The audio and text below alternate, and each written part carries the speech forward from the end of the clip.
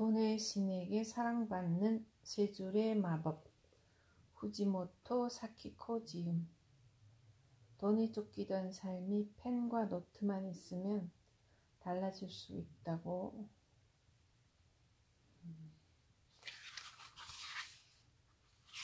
인트로. 마음속에 품고 있던 감정을 노트에 꾸밈없이 솔직하게 쓰면서부터 하루하루가 변해갔습니다. 머릿속으로 생각만 했을 때는 불가능했던 일이죠.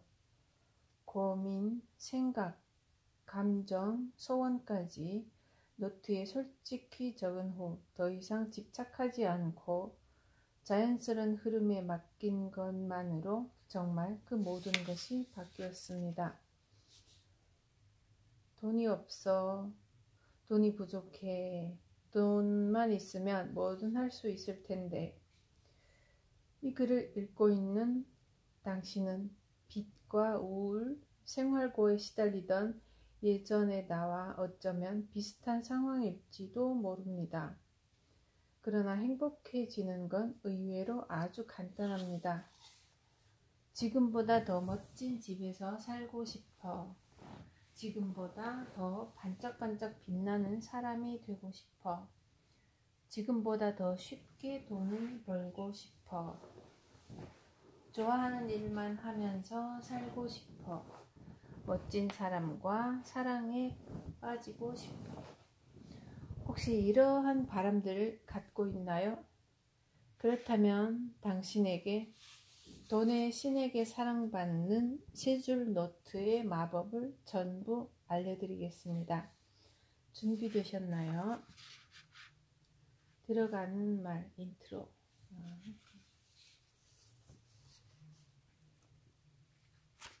그러면 이제부터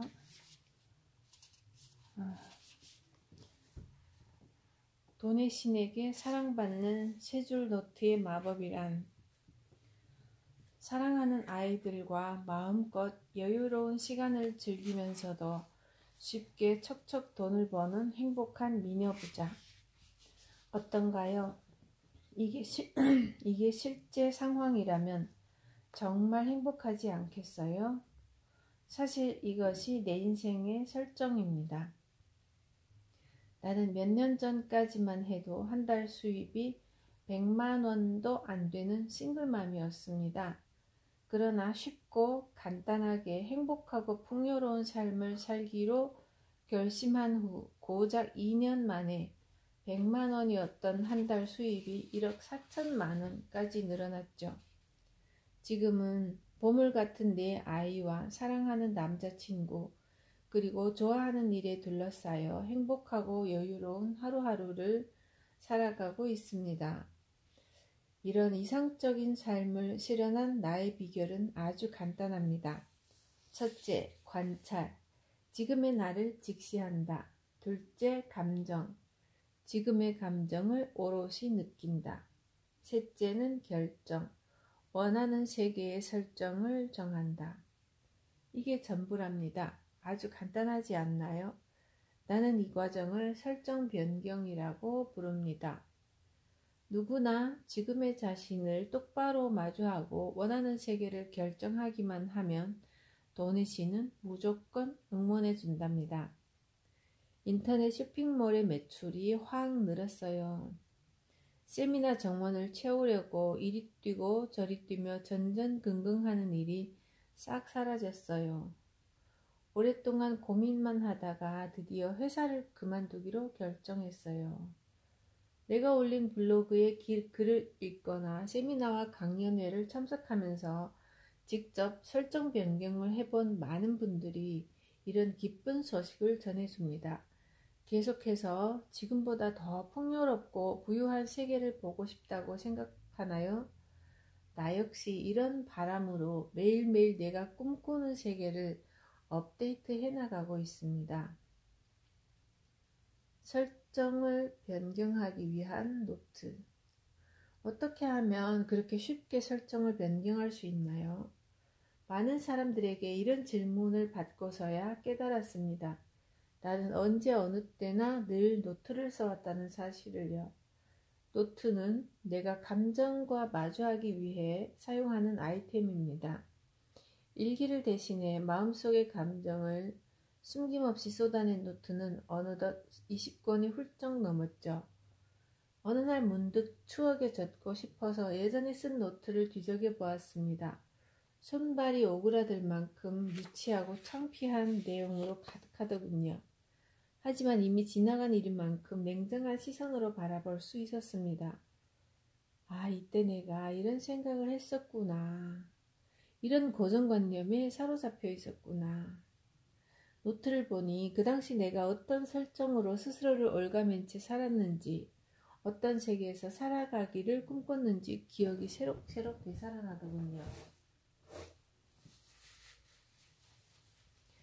그와 동시에 현재의 내가 예전에 꿈에 그리던 이상적인 세계에서 살아가고 있다는 사실도 새삼 깨달았습니다.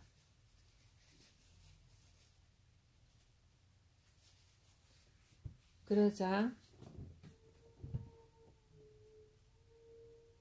이런 생각이 들더군요. 내가 간단하게 설정을 변경할 수 있었던 열쇠는 노트였구나. 그렇다면 내가 노트를 어떻게 활용했는지 사람들에게 알려주자.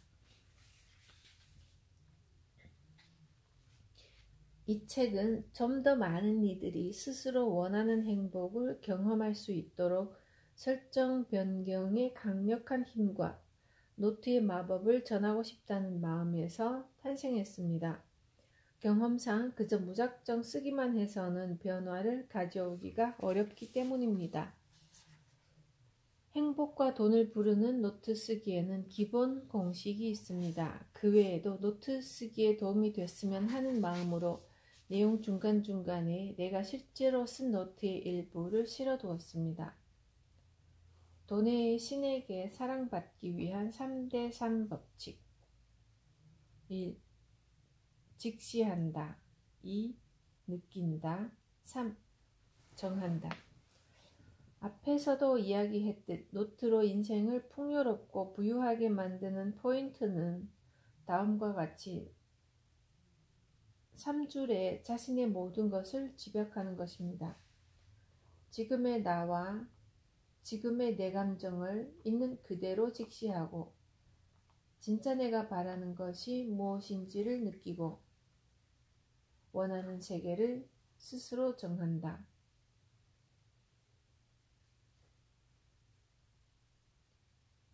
지금의 나와 지금의 내 감정을 있는 그대로 직시하고 진짜 내가 바라는 것이 무엇인지를 느끼고 원하는 세계를 스스로 정한다.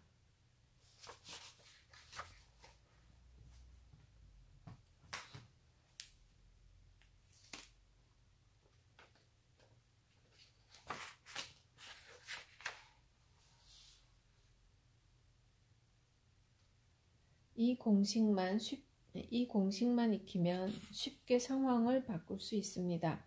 그럼에도 무엇을 써야 할지 모르겠다는 분을 위해 사실과 환상을 구분하고 감정을 음미하고 자기가 꿈꾸는 모습을 결정하는 과정을 차례차례 소개하겠습니다.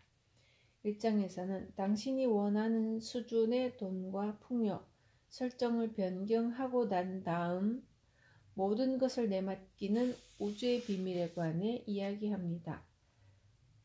지금 당신이 진정으로 원하는 것을 솔직히 드러내세요. 2장에서는 노트를 통해 마주하는 감정에 관해 이야기합니다.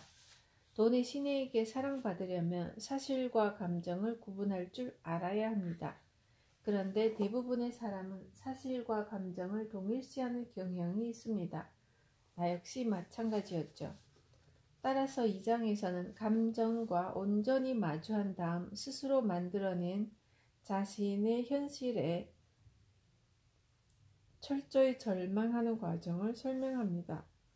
3장에서는 자기가 원하는 만큼 돈이 흘러넘치는 세계를 만들려면 어떤 식으로 설정을 변경해야 하는지에 관해 다시 한번 이야기합니다. 구체적으로 어떻게 하면 되나요? 라는 질문을 자주 받는 만큼 다양한 방식으로 이해하기 쉽게 풀어서 설명하겠습니다. 덧붙여 1장에서 3장의 마지막 부분에는 워밍업 겸 간단한 연습 문제를 실어두었습니다. 오늘부터 당장 노트를 쓰겠어 하고 결심한다 해도 막상 실천에 옮기기란 쉽지 않은 법입니다.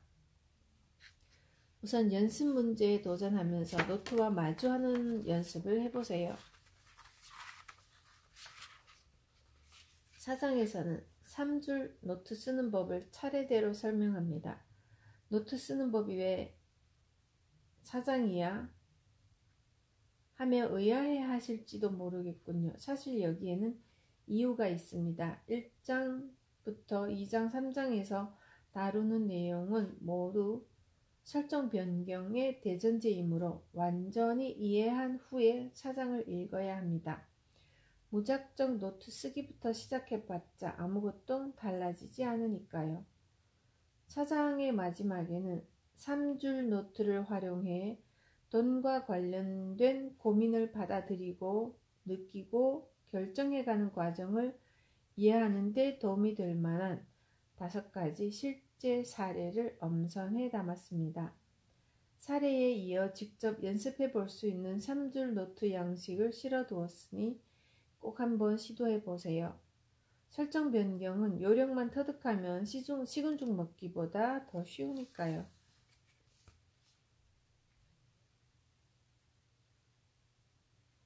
승패의 세계에서 벗어나라. 나도 노트의 마법을 경험하고 싶어. 이렇게 생각하는 당신에게 아주 중요한 비결을 알려드리겠습니다. 나는 지금 소중한 사람들과 행복한 시간을 보내고 있습니다. 또 수많은 사람들과 새로운 인연을 맺으며 멋진 나날을 맞이하고 있죠. 그런 삶에 감사하면서도 항상 마음에 새기는 것이 있습니다. 바로 승패의 세계에서 벗어나자라는 다짐입니다. 다시 말해 설정 변경이란 누군가에게 우월감을 느끼기 위해서 하는 게 아니라는 겁니다. 남보다 더 행복해지고 싶어. 남보다 더 멋진 사람이 되고 싶어.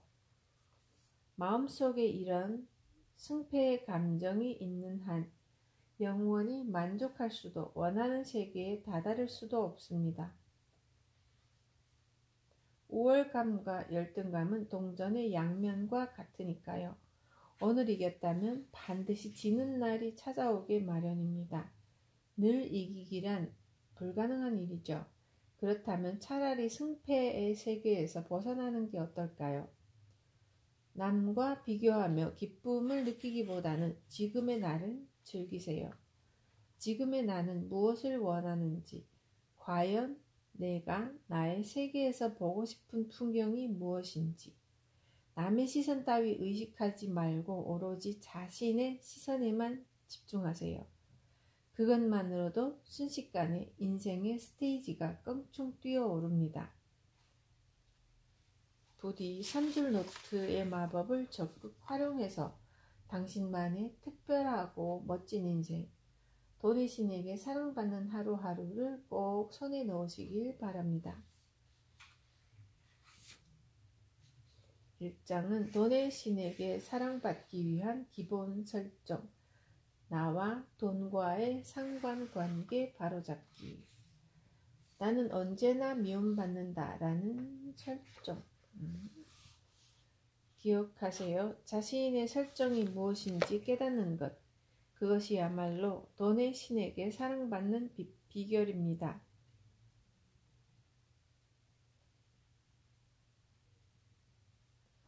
정말 노트를 쓰는 것만으로도 돈의 신에게 사랑을 받을 수 있나요? 이 책을 펼쳤다면 먼저 이렇게 묻고 싶어졌을지도 모르겠습니다. 그럼 잠시 내 이야기를 해보죠. 6년여 전 나는 아이가 둘 딸린 싱글맘이었습니다. 요즘엔 찾기도 힘든 재래식 화장실이 딸린 낡은 집에서 살면서 변변한 직업도 없는 상태였죠. 그런 상황에서 친구와 함께 큰맘 먹고 핸드메이드 소품을 파는 가게를 시작했지만 매출도 영 신통치 않았습니다. 남자친구에게도 이렇게 힘든 건 다 당신 탓이야 라는 생각을 갖고 있었으니 당연히 그와의 사이도 좋을 리 없었죠. 나는 이런 상황에서 어떻게 벗어났을까요? 돌이켜보면 지금의 내 상황이 정말 싫어진 순간이 있었습니다. 가게를 시작한 나는 주변 사람들에게 사랑받으려고 안간힘을 썼습니다. 손님뿐 아니라 거래처, 그 외 업계 사람들 모두에게 말이죠. 그런데도 나를 험담하는 사람이 생겼고 매출도 형편없었습니다. 노력하면 노력할수록 마음만 더 괴로워졌죠. 결국 우울증이 찾아와 한때는 돌발성 난청까지 생겼습니다.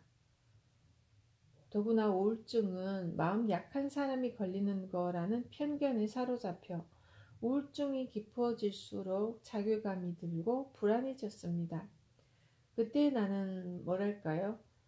자신의 의사와는 전혀 상관없는 마음을 가지고 살아가는 느낌이었죠.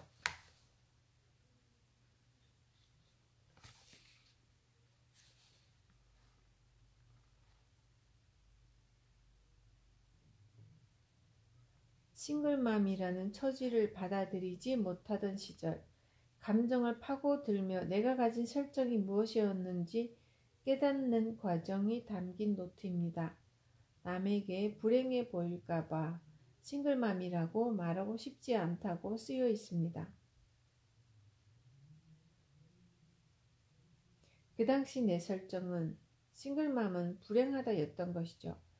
그 설정을 변경했더니 싱글맘인 채로 행복과 풍요로움을 누리게 되었습니다. 그리고 사람을 조건으로 판단하는 일도 없어졌습니다. 좋아하는 일을 하고 싶어서 이 일을 시작했는데 왜 모든 게 다 꼬이는 거지? 뭔가 근본적으로 잘못된 것은 아닐까? 자신이 어딘가 부족하고 약하다는 생각에 모든 일이 무언가에 쫓기듯 굴러갔습니다. 불안함이 계속되었죠. 내 생각과 상관없이 모든 게 흘러가는 느낌이랄까요? 그러던 어느 날 문득 이런 의문이 들었습니다. 어쩌면 내 의지와는 상관없는 부분에서 뭔가가 일어나고 있는 건 아닐까? 라는 지금은 일상이 된 일, 즉 있는 그대로의 나를 직시하기를 이때 처음으로 해보았습니다.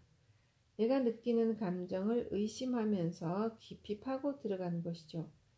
그 결과 모든 원흉의 시작은 미움받고 싶지 않다는 것이었음을 깨닫게 되었습니다. 나는 어릴 적부터 모든 사람에게 사랑받고 싶다는 마음이 강했습니다. 그러나 한편으로는 항상 미움받는다는 생각에 사로잡혀 있었죠. 다시 말해 나는 항상 미움받는다가 내 설정이었던 것입니다.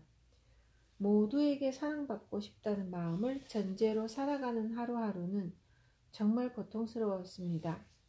나는 이렇게 모두에게 사랑받고 싶은데 다들 나를 미워해. 너무 힘들어.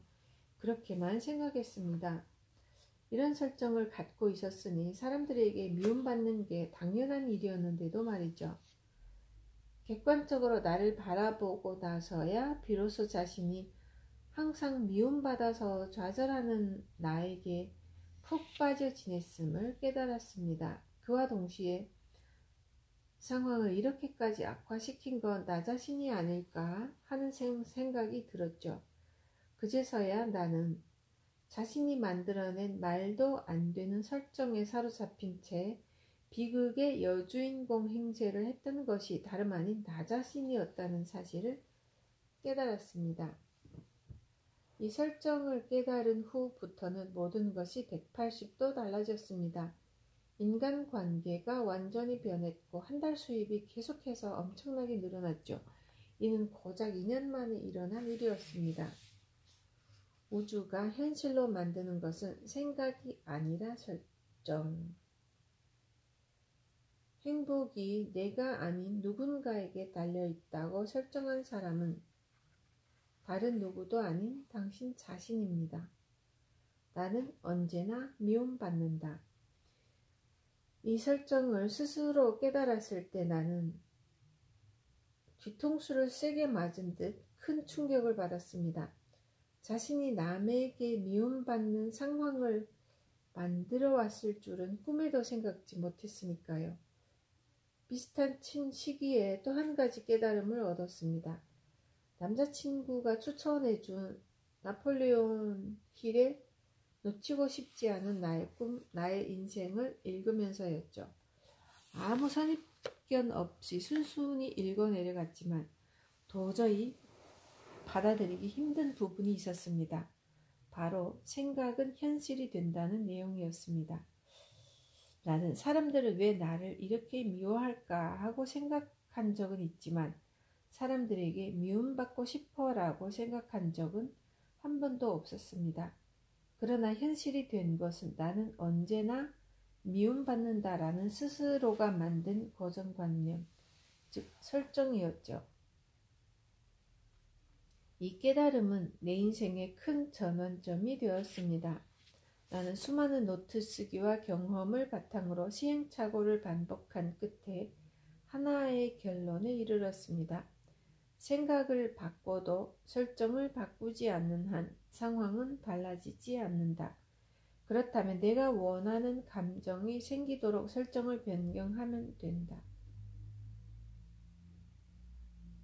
그러면 그 설정에 맞는 현실이 이루어질 것이다. 이제부터 언제나 미움받는다라고 생각하며 좌절감을 느끼는 것은 그만두자. 생각을 바꿔도 설정을 바꾸지 않는 한 상황은 달라지지 않는다. 그렇다면 내가 원하는 감정이 생기도록 설정을 변경하면 된다.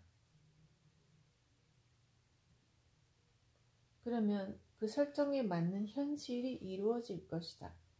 이제부터 언제나 미움받는다라고 생각하며 좌절감을 느끼는 것은 그만두자.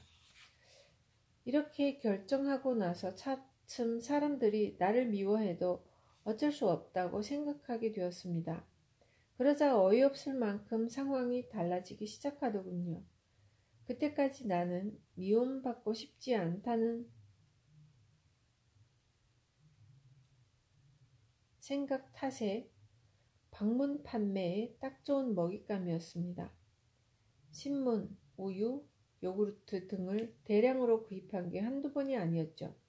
지금 돌이켜보면 내가 거절하지 않았을 뿐인데 언제나 강매당했다고만 생각했습니다. 그럴 때마다 우리 집에 물건을 팔러 온 영업사원 잘못이야.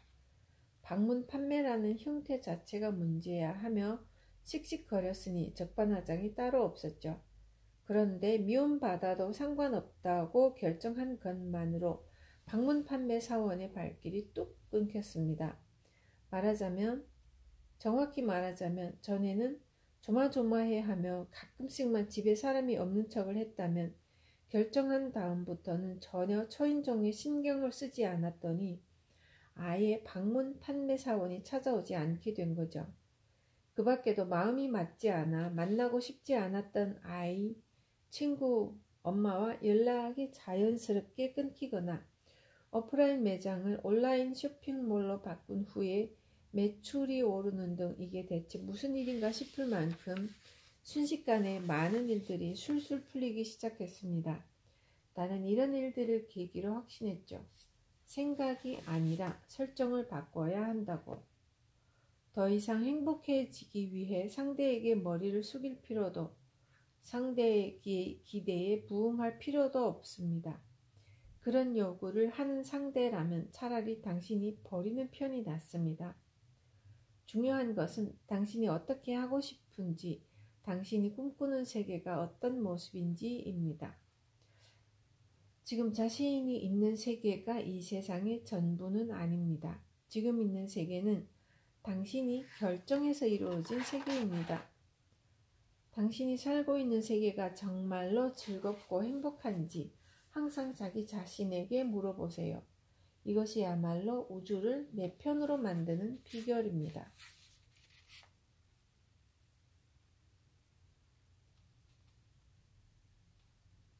포인트 카드가 없으면 손해다. 손해보지 않도록 세일하는 날.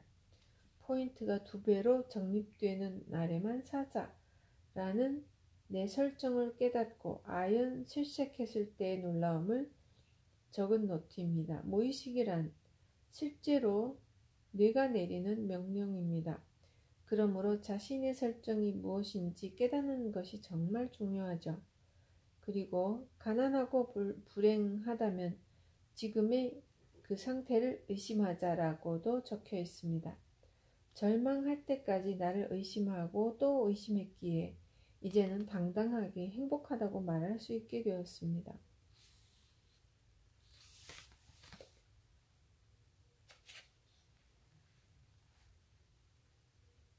캐릭터 관점이 아니라 플레이어 관점으로 즐겨라.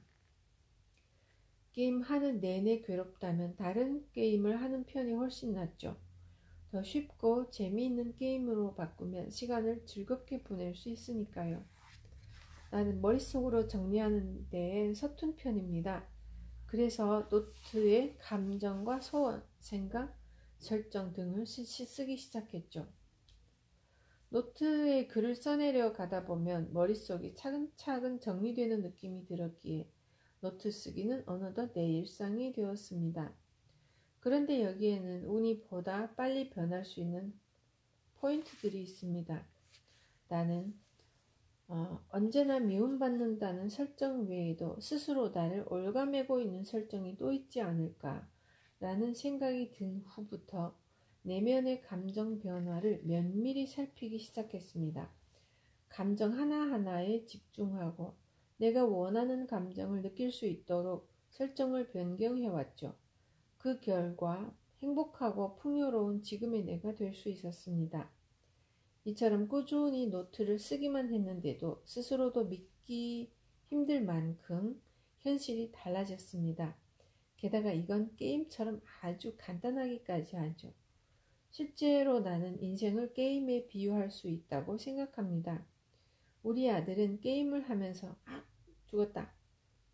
또 실패했어. 이번 판은 망했다. 하며 짜증을 내곤 합니다. 왜 신나는 게임을 하는데 짜증이 나는 걸까요? 맞습니다. 자신이 게임 속 캐릭터의 관점이 되어있기 때문입니다.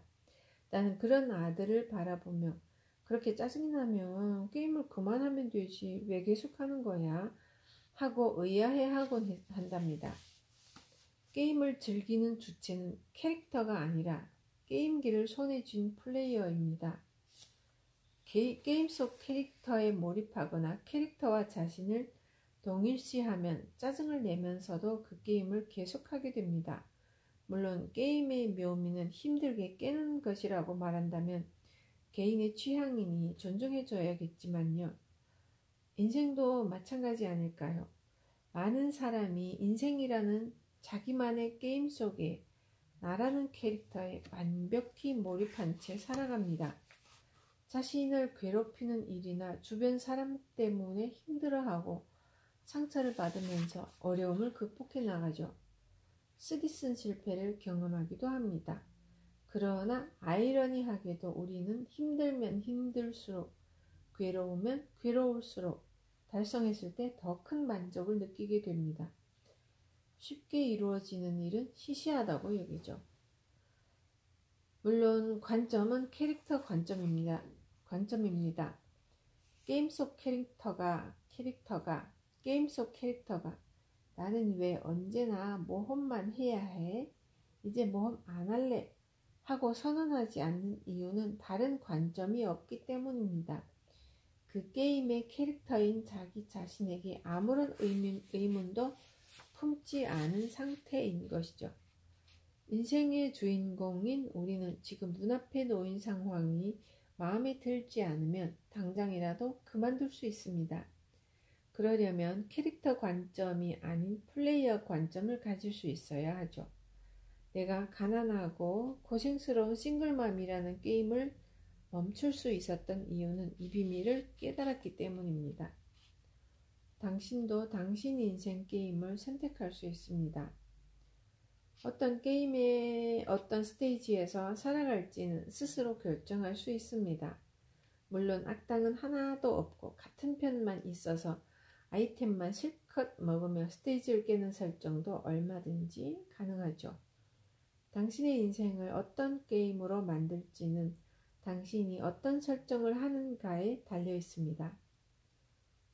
방법은 인생을 우주적 관점, 플레이어 관점에서 바라보는 것입니다. 좀 더 쉽게 표현하자면 객관적인 관점, 관찰자적 시점이라고 할 수 있겠군요. 그런 관점으로 상황을 디자인하면 우주는 당신이 정한 설정에 어울리는 현실을 하나하나 이루어줍니다. 당신이 몰랐던 사실과 환상의 상관관계. 지금 당신 주변을 이루는 세계는 당신의 생각으로 이루어진 세계일 뿐입니다. 캐릭터 관점의 세계에서 보고 느끼는 것은 대부분 환상입니다. 실제로 게임을 조종하는 사람은 플레이어입니다. 게임기를 쥔 채 마음에 드는 환상을 만든 다음 캐릭터에 몰입해 그 세계를 즐기는 것이죠. 여기에서 말하는 환상이란 사실이 아닌 것, 달리 말해 기분이나 감정, 상상, 생각 등으로 바꿀 수 있는 것을 의미합니다. 예컨대 사람, 캐릭터의 생각이나 감정은 대부분 환상에 좌우되는 것이죠. 돈이 없다는 말을 예로 들어볼까요? 갖고 싶은 물건 앞에서 살지 말지 망설여질 때 흔히 돈이 없어서 못 산다고 말합니다. 이것이 바로 환상입니다. 사실로 고치면 지갑에 1,000원이 있다가 정확한 표현이죠. 좋은 호텔에 묵었다. 남자친구가 좋은 차를 몰고 데리러 왔다. 이것도 환상입니다. 사실로 바꿔볼까요? 좋은 호텔에 묵었다를 리츠칼튼, 구체적인 호텔 이름. 리츠칼튼에 묵었다. 남자친구가 좋은 차를 타고 데리러 왔다를 남자친구가 벤츠를 몰고 데리러 왔다. 리츠칼튼이나 벤츠라는 브랜드에 어디까지나 그 사람만의 고정관념인 좋다라는 기준을 덧씌워서 바라보는 것입니다. 즉 특정한 단어에서 느끼는 저마다의 특별한 생각은 환상에 불과합니다. 사람은 사실에 환상을 덧씌워서 세상을 바라볼 때 생겨나는 감정을 즐깁니다. 캐릭터 관점의 세계에서 일어나는 상황은 좋은 것이든 나쁜 것이든 모두 환상이 만들어낸 것입니다. 당신은 사실에 어떤 환상을 덧씌워서 세상을 바라보고 있나요? 어차피 환상으로 가득 찬 세계에서 살아야 한다면 즐겁고 행복한 환상 속에서 살고 싶지 않나요? 그래서 나는 나 자신을 있는 그대로 받아들이기 위해 노트에 감정을 쓰고 사실과 환상을 구분합니다. 먼저 복잡하고 오묘한 내면을 자각한다. 현실에서 일어난 마법은 사실 아주 간단한 것에서 시작합니다. 캐릭터 관점에서 바라보는 환상과 플레이어 관점에서 바라보는 사실을 정확히 구별하려면 머릿속을 잘 정리해야 합니다. 그럼 이쯤에서 잠시 내가 생각하는 뇌와 우주의 관계에 대해 이야기하겠습니다. 나는 우리가 개체의 감정을 맛보기 위해 태어났다고 생각합니다. 생성과 소멸을 반복하는 은하가 무한하게 펼쳐진 우주, 그 속에 아주 작은 빛 알갱이의 집합체, 그것이 우리 인간이죠. 흔히 우주는 카오스, 혼돈이자 완벽한 질서라고 말하는데 우리도 그 일부입니다. 그리고 우리 뇌도 우주와 마찬가지로 카오스이자 완벽한 질서를 이루고 있죠. 뇌는 우주와 같다는 말을 들어보셨나요? 뇌의 신경세포와 우주의 구조는 상당히 유사하다고 합니다. 여기에서 주목할 것은 이론이나 학설이 아니라 뇌가 우주처럼 카오스이자 완벽한 질서라는 점입니다. 무한한 은하가 카오스에서 탄생하듯 사람의 머릿속에서 생겨나는 생각이나 감정 등도 본인이 깨닫기 전까지는 복잡하기 그지없습니다. 그래서 무의식 중에 복잡하고 모호한 현실을 스스로 만들어내는 것이죠. 원하는 인생을 쉽고 간단하게 손에 넣으려면 자각과 설정이 필요합니다. 당신이 어떤 생각을 하는지, 어떨 때 어떻게 반응하는지, 앞으로 어떻게 되고 싶은지를 자각하기만 하면 설정은 쉽게 변경할 수 있게 됩니다. 그리고 설정만 하며 당신이 바라던 인생을 만들어 나갈 수 있습니다. 노트로 혼돈을 정리하면 끌어당김의 힘이 강해진다. 머릿속의 감정을 모조리 노트에 꺼내 넣으세요. 그래야만 그것이 필요한 감정인지 아닌지를 판단할 수 있습니다. 몇 년 전쯤 미니멀리즘 열풍이 분 적이 있었죠. 노트를 활용해 자신의 감정과 마주하는 행위는 집안에 불필요한 물건을 버리고 정리하는 과정과 비슷합니다. 머릿속 미니멀리즘이라고 할까요? 정리정돈을 잘하는 사람은 보통 머릿속 정리도 아주 잘합니다. 나는 원래 정리정돈을 잘 못하지만 지금은 노트 덕분에 머릿속 정리만은 누구보다 자신있게 되었죠. 그러니 당신도 얼마든지 능숙해질 수 있습니다. 방에 있는 옷장을 열어보세요. 마음에 드는 옷, 필요 없는 옷, 어울리지 않는 옷이 먼지와 함께 뒤섞여 있지 않나요? 그런 상태에서는 필요한 옷과 불필요한 옷을 구분할 수 없습니다.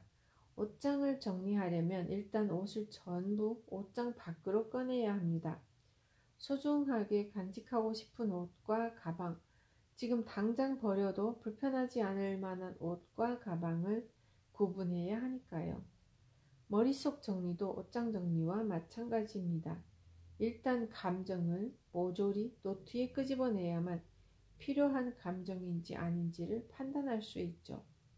필요 없는 생각과 감정, 아무짝에도 쓸모없는 먼지와 쓰레기는 당장 내다 버리고 소중한 생각, 간직하고 싶은 감정들만 소중히 보관해 두세요.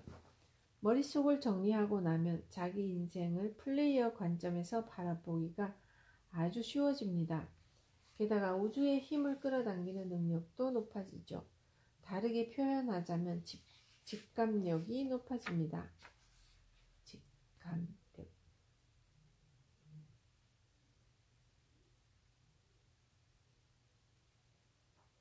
머릿속의 생각을 전부 노트에 쏟아낼 때는 아무런 판단도 하지 말고 느낀 그대로 적으세요.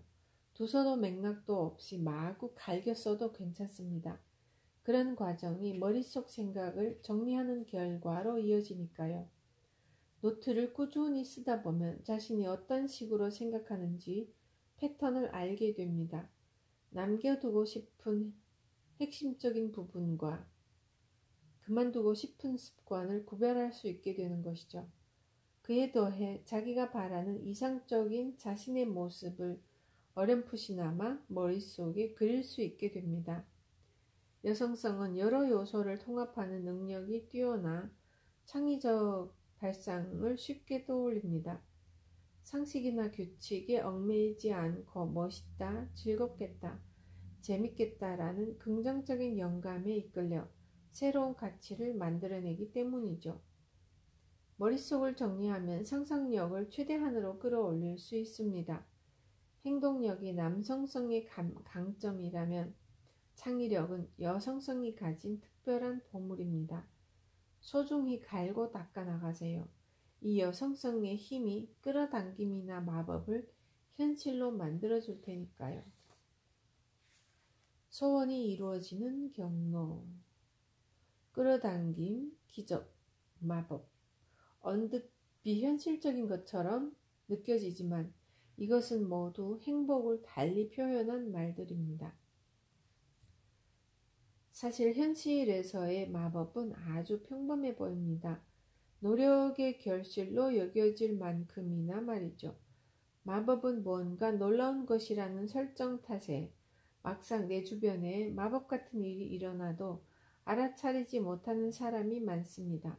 예를 들어 볼까요? 만약 당신이 150만 원짜리 명품 가방을 손에 넣겠다고 결정했다고 치죠.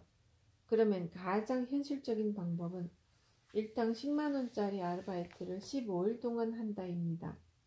그런데 실제로 아르바이트를 시작한 지 얼마 되지 않아 생각지도 못하게 150만 원이 생긴다든지, 마침 사려던 가방이 이벤트 당첨 경품으로 들어온다든지, 부모님이나 친구에게 선물로 받는 일이 생깁니다. 이것이 바로 현실에서 일어나는 마법이나 기적이죠. 기적을 바라보며 마음속으로 가방을 끌어당기는 상상만 하는 사람도 적지 않습니다. 하지만 신은 그런 사람을 뻔뻔하다고 여기며 사랑해주지 않습니다. 마법이나 기적은 꼭 가방을 사겠다고 결정한 후 아르바이트를 하면서 돈이 모이는 과정을 진심으로 즐기는 사람에게만 일어납니다. 요컨대 소원을 이루는 방법은 아르바이트, 즉 노력인 것이죠. 너무 평범한 거 아니야? 아르바이트로 가방을 얻는다면 도대체 그게 무슨 의미가 있어? 행동한다면 그건 진짜 끌어당김이 아니지. 앞에서 예로 든 이야기를 읽고 혹시 이렇게 생각하셨나요? 그렇다면 당신은 끌어당김이란 머릿속으로 간절히 원하기만 하면 이루어지는 것이라고 생각하는지도 모르겠군요. 그러나 내가 생각하는 끌어당김은 좀 더 현실적입니다.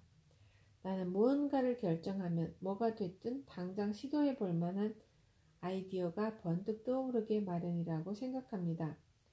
떠오르는 아이디어가 없다면 결정하지 않은 것으로 간주하죠.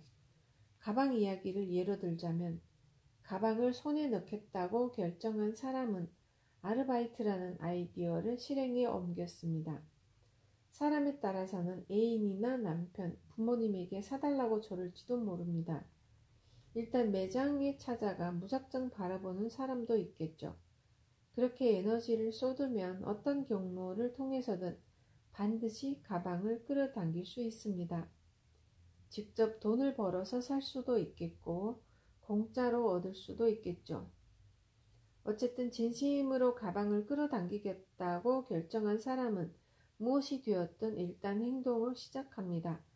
너무 자연스럽게 행동하다 보니 스스로 행동한 줄도 모를 정도죠. 그 결과 우주나 신이 꿈을 현실로 이루어주는 것입니다. 나는 실제로 내가 생각했던 경로와는 전혀 다르게 소원이 이루어진 경우가 많았습니다.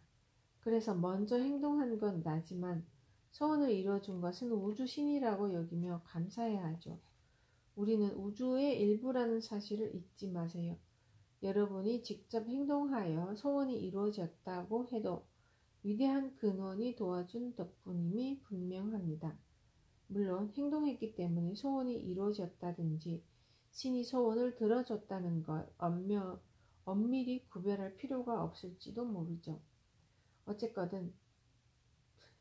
어쨌거나 끌어당김과 기적, 마법과 같은 단어는 모두 행복을 달리 표현하는 말이니까요. 지금의 내 수입이 실현된 과정을 돌이켜보면 나는 더 풍요로워지겠다고 결정한 다음에는 반드시 무언가 행동을 시작했습니다. 쇼핑몰에서 판매하는 상품의 가격을 조정하거나 세미나를 기획해서 블로그도 열심히 홍보도 했죠. 그 결과 내가 상상했던 이상으로 수입이 늘어났습니다. 그래서 이런 게 끌어당김이고 신이 소원을 들어준 거구나 하고 생각하게 되었죠. 만일 지금 내가 매일 1,000만 원씩 벌겠다고 결정한다면 당장 무언가 행동하리라 생각합니다. 지금 막 떠오르는 아이디어로는 1,000만 원짜리 1:1 맞춤 컨설팅을 기획해서 블로그로 신청자를 모집하거나 세미나를 더 보강해서 수강료를 올릴 수도 있겠군요.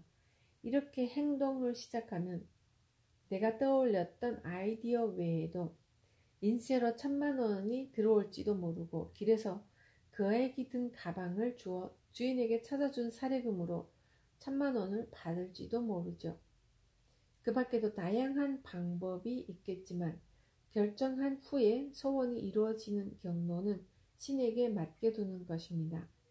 반드시 내가 정한 방법으로 이루고야 말겠다는 고집을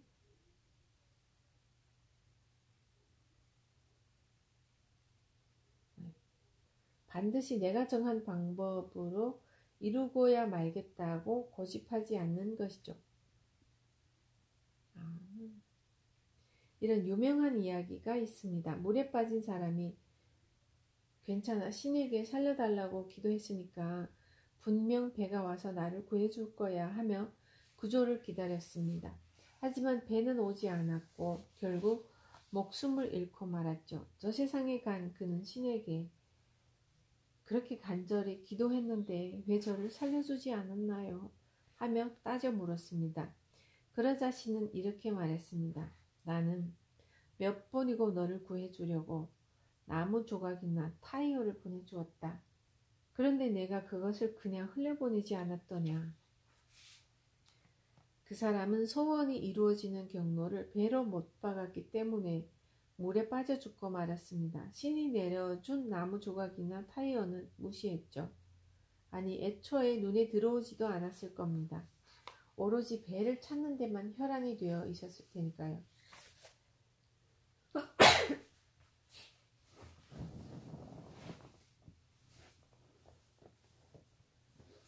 이 경우 원래 목적은 목숨을 구해서 삶을 이어나가는 것이었을 텐데 배가 와서 구조해 주는 것이 목적이 되고 말았습니다. 원래 목적을 이루는 데만 집중했다면 나무 조각이나 타이어를 놓치지 않았겠죠.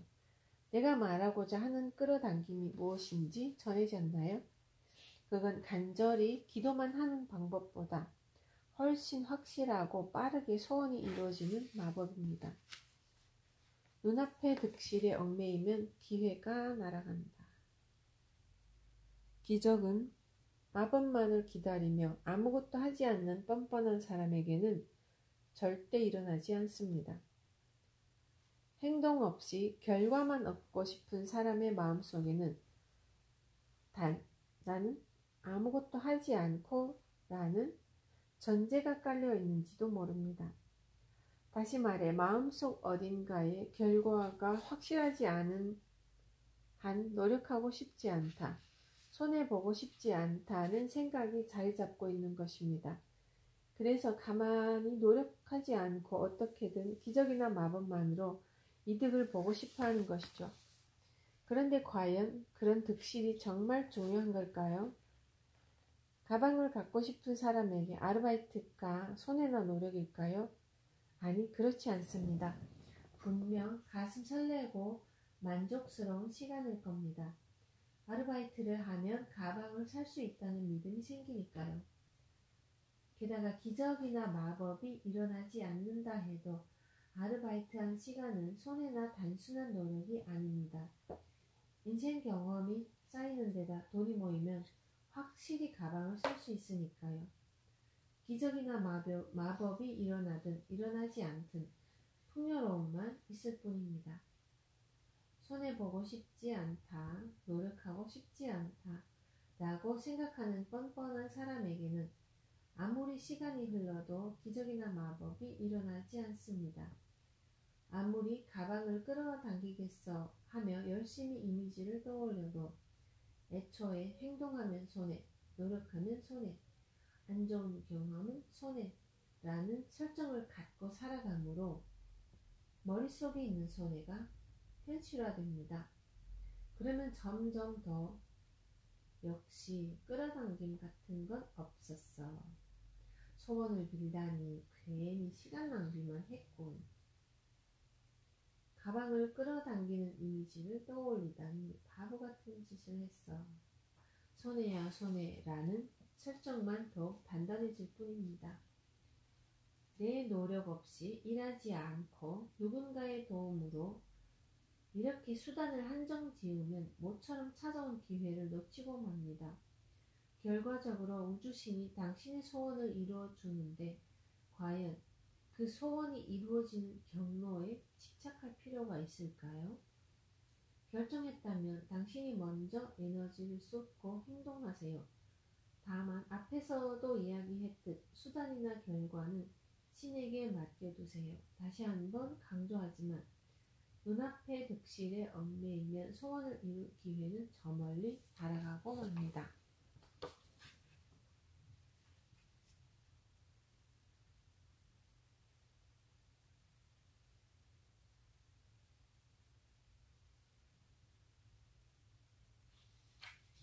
머릿속에 계산기가 만들어내는 함정.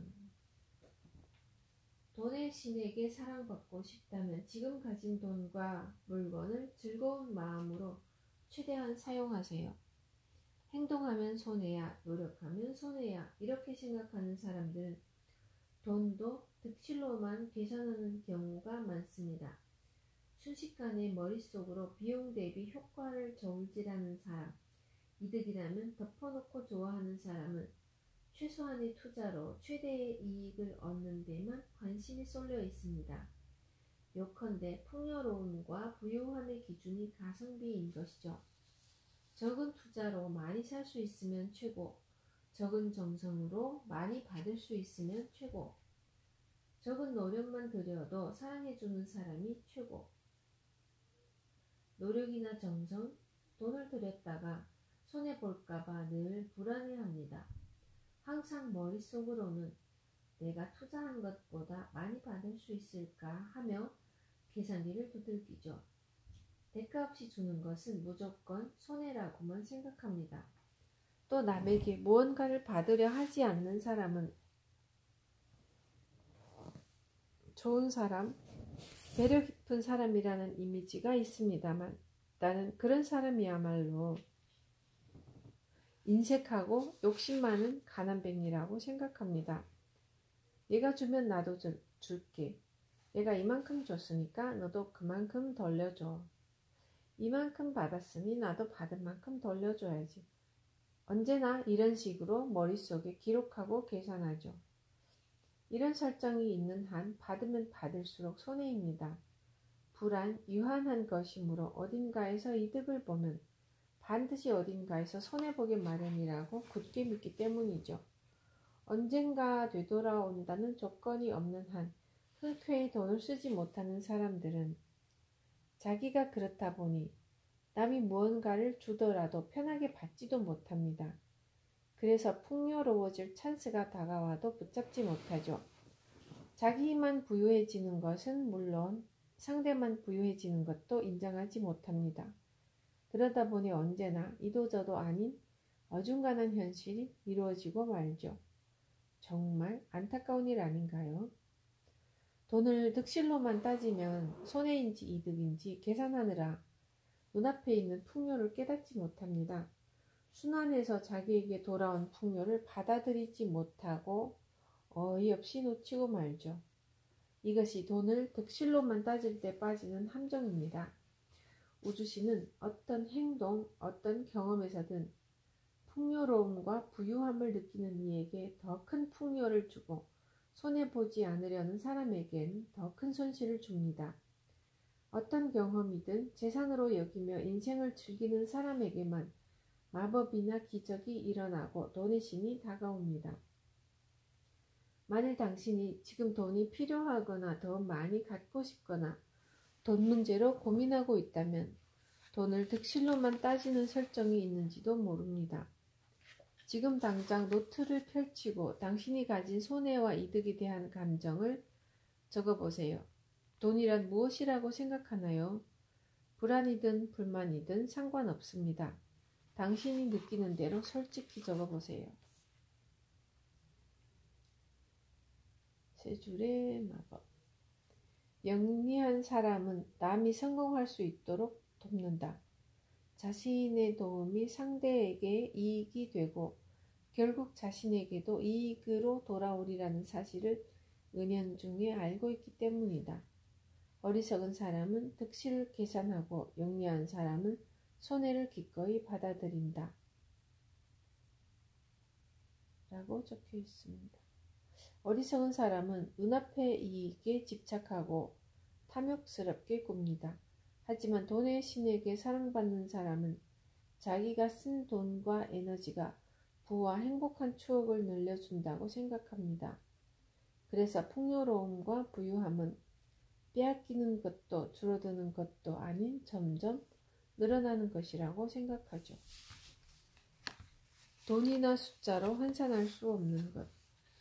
풍요로움이란 소유하는 게 아니라 느끼는 것입니다.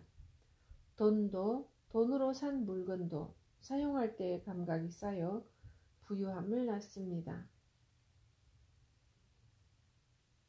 나는 아오모리에 살아서 도쿄를 오갈 때면 주로 신칸센을 탑니다. 좌석은 일반석보다 2배 비싼 그랜 클래스를 이용하죠. 그랜 클래스는 정말 쾌적합니다. 다른 차량보다 좌석수가 적어서 다리를 쭉 펴도 될 만큼 공간이 넓고 식사와 간식, 술과 음료도 원하는 만큼 마실 수 있습니다. 늦게 도착해서 열차를 놓쳤을 때는 추가 요금 없이 바로 다음 편을 이용할 수도 있죠. 지금이야 이런 풍요로움을 진심으로 감사히 여기며 마음껏 누리지만 처음 그랜 클래스 티켓을 샀을 때의 일은 지금도 있을 수 없습니다. 그 당시에 나는 언젠가 돈을 많이 벌면 풍요로운 공간에 돈을 쓰고 싶다고 생각했습니다. 그래서 다음에 도쿄에 갈 때는 그랜 클래스를 타자 하고 결정했죠. 그런데 막상 역 창구 앞에 도착한 일반석 티켓보다 2배 더 비싼 그랜 클래스 티켓을 샀는데 거부감이 들었습니다. 고작 2시간 반을 위해 이렇게 돈을 들인다고? 이 돈으로 일반석 티켓을 사면 왕복을 할 수 있어. 30만 원이면 내가 갖고 싶은 다른 걸 살 수 있는데 굳이 비싼 좌석을 타는 게 무슨 의미가 있겠어. 일반석이면 충분하지. 자취하면 안 돼. 이런 식으로 돈 쓰면 천벌받아. 이런 생각이 자꾸만 발목을 붙잡아서 결국 티켓을 사지 못한 채 발길을 돌렸습니다. 그러고서는 티켓을 살 돈이 있는데 왜 못 샀을까? 그럼 도대체 언제 타볼 건데? 정말 안 사기를 잘한 걸까? 이런 생각을 하며 집으로 향하는데 왠지 눈물이 핑 돌 만큼 우울해졌습니다. 그래서 나 자신에게 아무런 불안도 없다면 어떻게 하고 싶어? 하고 질문해 봤죠. 답은 역시 그랜 클래스를 타보고 싶어였습니다. 그 후 다시 역으로 되돌아갔습니다. 물론 그랜 클래스 티켓을 사기 위해서였죠. 내 인생의 스테이지가 바뀌는 계기가 된 지금까지도 잊을 수 없는 에피소드입니다. 그때 느낀 두려움, 불안, 슬픔, 갈등의 감정은 마음속에 소중히 간직해 두었습니다. 그 경험은 부유함이란 계산기를 두드리는 것도 무언가와 맞바꾸는 거래도 아니라는 사실을 새삼 깨닫게 해주었습니다. 진정한 풍요로움은 그 돈이면 신칸센을 몇 번 더 탈 수 있다든가 다른 무언가를 할 수 있다든가 하는 게 아니라는 사실을 깨달은 것이죠. 한 번보다 10번이 더 풍요로울까요? 1000원보다 10,000원이 더 풍요로울까요? 풍요는 숫자나 횟수로 헤아릴 수 있는 게 아닙니다. 물론 돈으로 환산할 수 있는 것도 아니죠. 나는 그랜 클래스가 비싼 좌석이라서 타고 싶었던 게 아닙니다. 그랜 클래스를 탔을 때의 기쁨과 쾌적함의 가치를 느꼈던 것이죠. 다만 어느 쪽을 선호하는지는 사람마다 다릅니다. 나는 그랜 클래스의 여유로움을 좋아합니다. 표면적인 숫자나 양보다는 질 좋은 경험을 쌓아나가는 것을 더 중요하게 여기죠. 자신에게 돈도 시간도 걱정할 필요가 없다면 솔직히 어떻게 하고 싶어? 하고 질문해 보세요. 정말 돈을 끌어당기고 싶다면 절약에 의식을 집중하지 마세요. 돈은 더 풍부한 경험을 쌓을 수 있도록 도와주는 수단입니다. 돈도 돈으로 산 물건도 쓸 때 느끼는 감각이 쌓여서 풍요와 부를 낳는 거죠.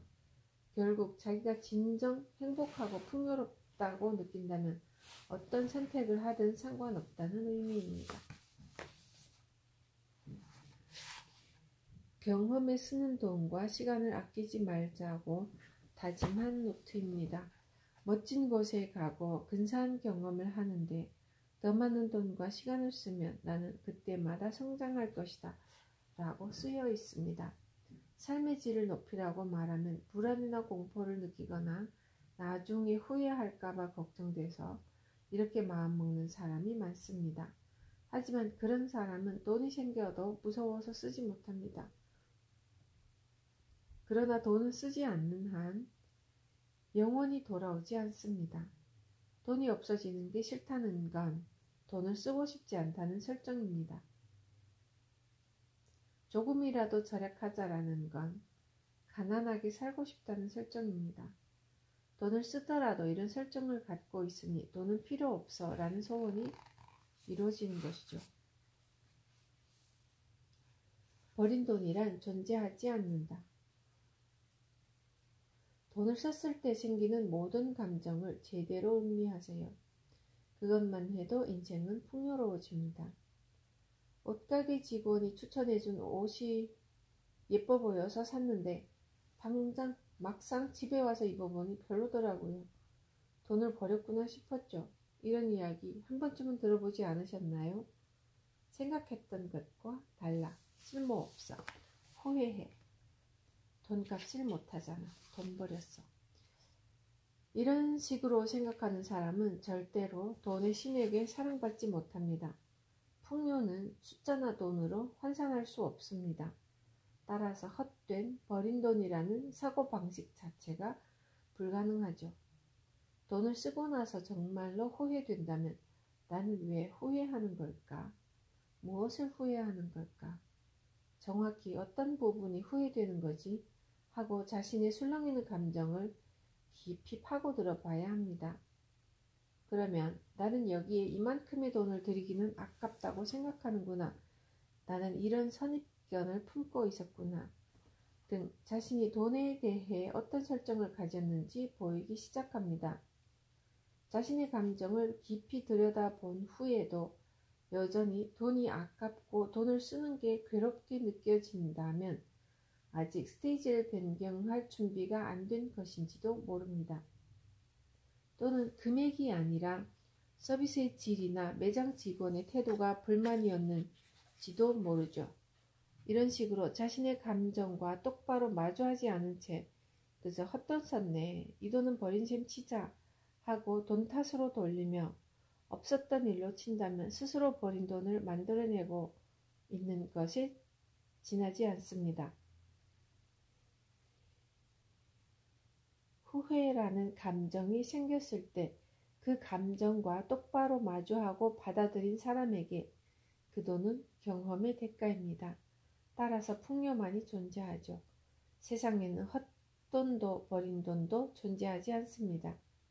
돈을 썼을 때 생기는 감정을 음미하는 것은 대단히 중요합니다. 부유함이란 금액의 크고 작음이 아닙니다. 돈을 썼을 때 느끼는 기쁨도 슬픔도 모두 부유함이죠.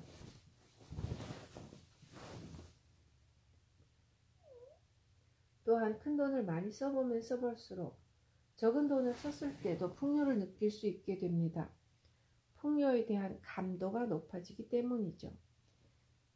그래서 편의점 커피를 마셔도 편의점 도시락을 먹어도 싸고 간편한 데다 맛까지 있다니 정말 감동이야 하고 풍요를 느낄 수 있게 됩니다. 헛돈이나 버린 돈이 존재하는 까닭은 마음속에 손해와 이득이라는 개념이 있기 때문입니다. 앞에서 이야기한 승패의 세계와 마찬가지로 득실의 세계에서 살아가고 있는 것이죠. 누군가에게 이기면 누군가에게는 반드시 지는 세계, 어딘가에서 이득을 봤다면 다른 곳에서는 반드시 손해보는 세계, 이런 세계에서 살아가는 게 괴롭지 않나요? 득실이 없는 세계에서는 어디에 어떻게 돈을 쓰든 반드시 풍요로 이어집니다.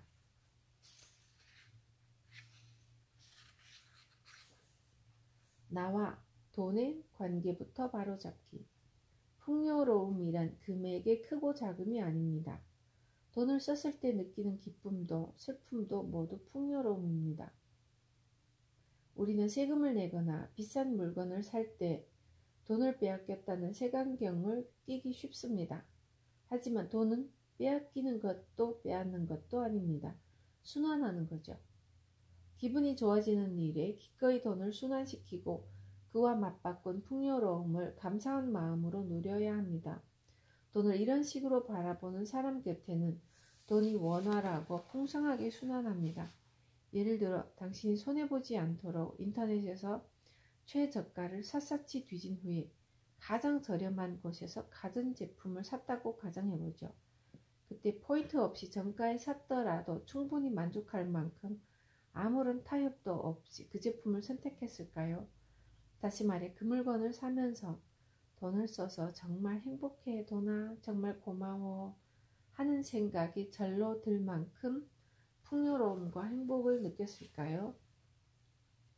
혹시 당신은 포인트를 쌓거나 물건을 싼 값에 샀을 때 느끼는 즐거움으로 당신을 기쁘게 하지는 않았나요? 포인트를 모으거나 조금이라도 물건을 싸게 샀을 때 느끼는 기쁨을 진심으로 즐긴다면 물론 괜찮습니다. 당신의 현실은 당신이 스스로 선택해서 즐기는 것이니까요. 어떤 세계에서 어떤 감정을 느끼며 즐길지에 대한 결정권은 당신 자신에게 달려 있습니다. 그렇다면 당신은 현재 돈과 어떤 관계에 있나요? 당신은 돈의 주인인가요? 돈의 노예인가요? 아니면 돈의 친구인가요?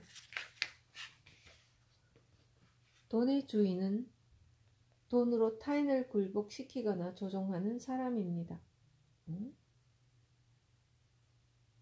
돈의 노예는 늘 돈 걱정만 하면서 어쩔 수 없이 돈을 버는 사람, 모든 것을 돈 탓으로 돌리며 아무것도 하지 못하는 사람입니다.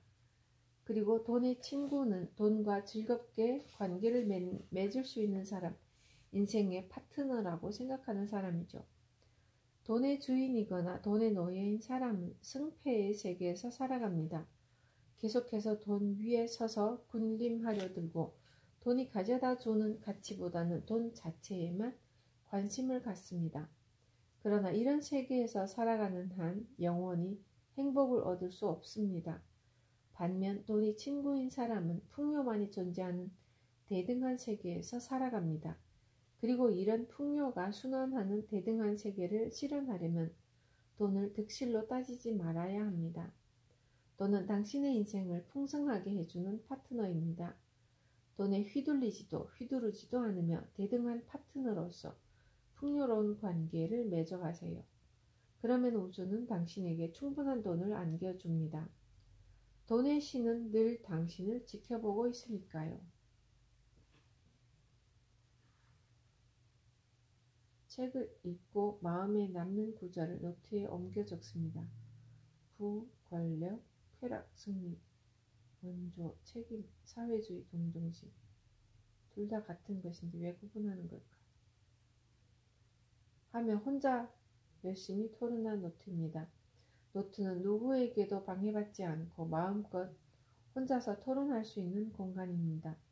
나는 이 토론을 계기로 많은 사람이 간단하게 행복을 얻지 못하는 이유가 승패의 세계에서 살아가기 때문이라는 사실을 깨닫게 되었습니다.